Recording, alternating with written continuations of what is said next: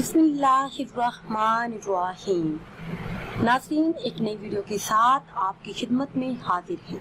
आज की इस खास वीडियो में जुमातुल मुबारक के दिन का बहुत ही खास और बाबरकत अमल आपके साथ शेयर करूंगी। कुरान करीम की सूरह मुबारका का ये बहुत ही खास और मुजर्रब अमल है। सूरह रहमान का ऐसा अमल जिसने कई लोगों की जिंदगियों को बदल दिया। ये सूरह मुबारका कुरान करीम में पारा नंबर 27 में मौजूद है।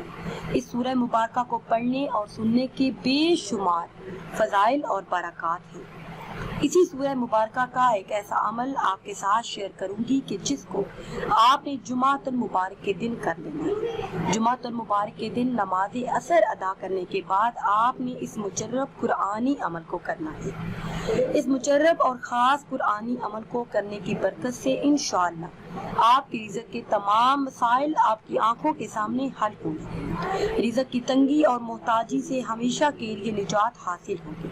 इसके साथ साथ अगर आप भी औलाद हैं और औलादी नरीना चाहती हैं तो अल्लाह पाक औलाद की नेमत से नवाज देगा। अगर आप रिश्तों के मसाइल से परेशान हैं तो अल्लाह पाक की मदद शामिल हाल होगी। तमाम मसाइल हल होंगे। अल्लाह पाक की फजल और करम से बहुत जल्द नेक और अच्छा रिश्ता मिलेगा।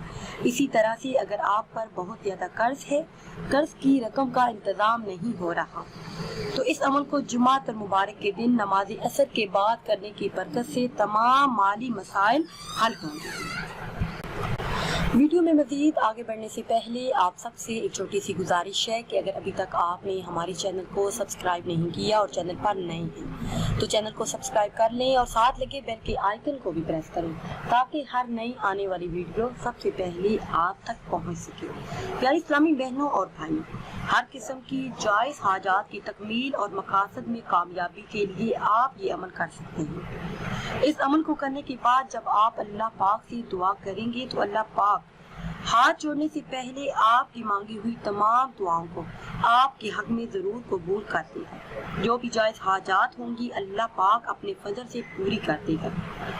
इस अमल के लिए आपको इजाजत की जरूरत नहीं। किसी वक्त भी नमाज असर अदा करने के बाद कोशिश करें कि तन्हाई में अमल करें। मगरिब से पहले किसी वक्त भी आप ये खास अमल कर सकते हैं। जुमातुल मुबारक के दिन असर के बाद आपने ये खास अमल करना है।